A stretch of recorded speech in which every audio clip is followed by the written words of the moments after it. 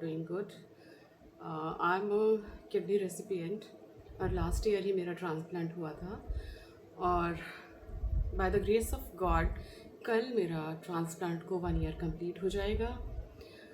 आज मैं आपसे एक बहुत ही ज़रूरी टॉपिक के बारे में बात करने आई हूँ जो यूजुअली हमें बताया नहीं जाता है या जिसके बारे में हम नहीं जानते हैं या हमसे डिस्कस नहीं किया जाता कभी भी. इवन हमको जब हमारे प्री ट्रांसप्लांट वर्कआउट होता है उस टाइम पे भी इस चीज़ पे ध्यान नहीं दिया जाता है, हम लोग खुद भी नहीं सोचते. And that is our mental health after transplant. हमारा जो ट्रांसप्लांट जर्नी होता है that is a roller coaster ride.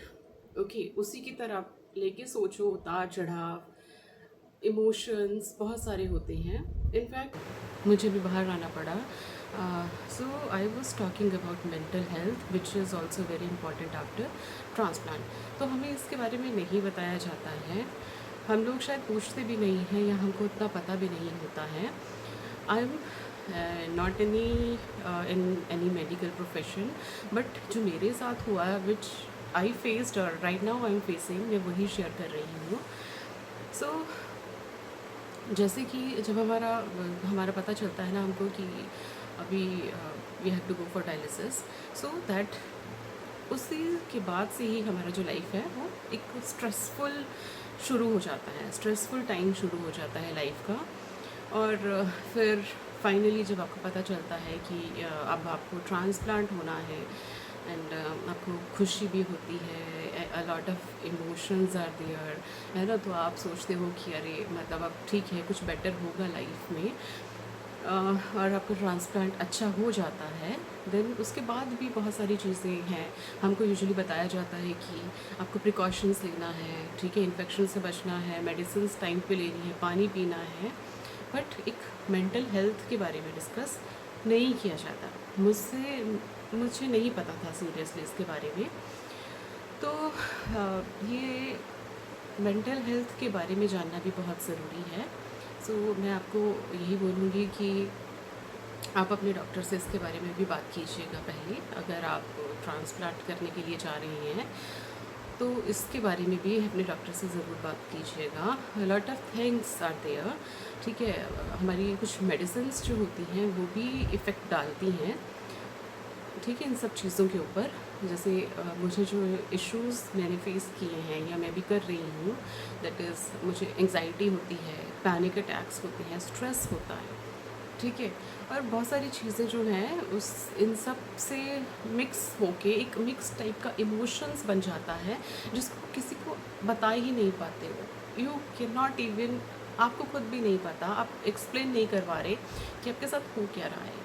मेरे साथ ऐसे है कि जब मुझे फील होता है मतलब ऐसे बीच में कि बहुत रोने का मन करता है विदाउट एनी रीज़न, कोई रीज़न नहीं है, कुछ नहीं है, बस रोने का मन करेगा.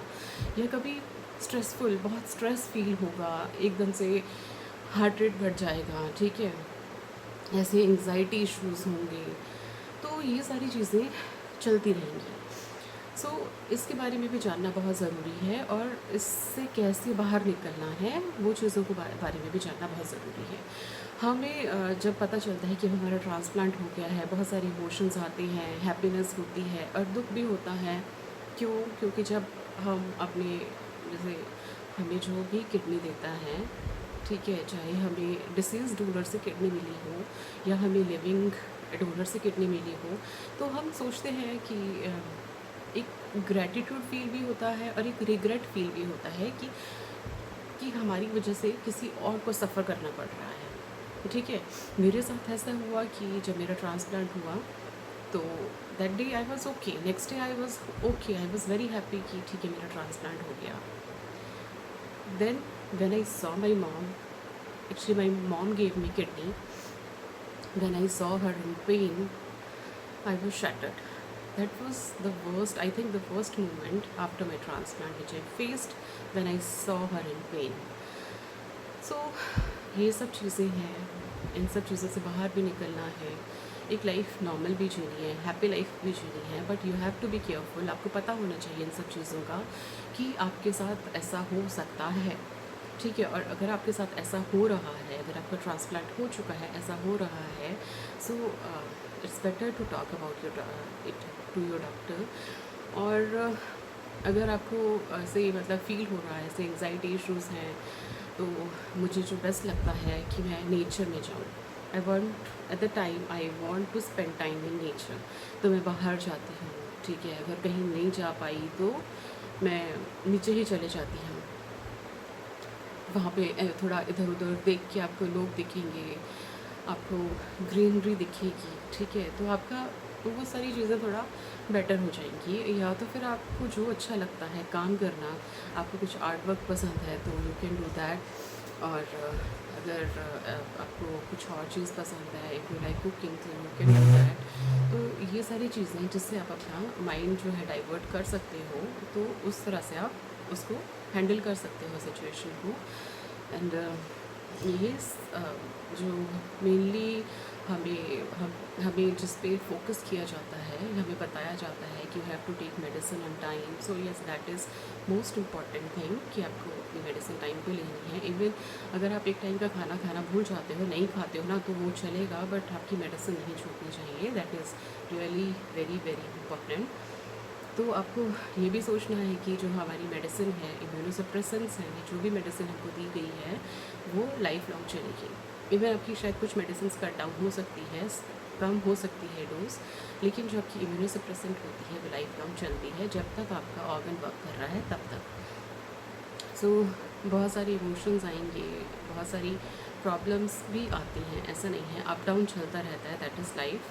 सो इंस्टेड ऑफ कि आप सोचो, वरी करो, उससे अच्छा है उस चीज़ का सॉल्यूशन निकालना बेटर है। सो आपको फिज़िकली एक्टिव रहिए, वॉक करिए, नेचर के साथ टाइम स्पेंड कीजिए, अपनी फैमिली के साथ टाइम स्पेंड कीजिए, विच इज़ मोस्ट इम्पॉर्टेंट।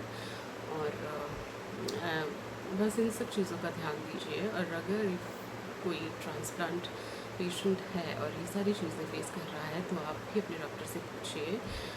और if anyone who is on the list of transplant or who are going for transplant surgery, then you can consult about this to a psychiatrist or psychological doctor, whatever. तो आप उनसे बात कर सकते हैं, और even you can talk about it to your doctor.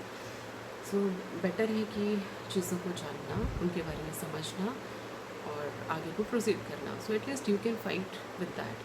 आप उस चीज़ को जानते हो तो आपको पता है कि हाउ टू हैंडल इट, और this is a fight for survival. So anyone जो who is suffering from kidney failure and who जिनका ट्रांसप्लांट हो चुका है, we are on same page. ठीक है, we are just fighting for our survival. And please be happy and take care of yourself.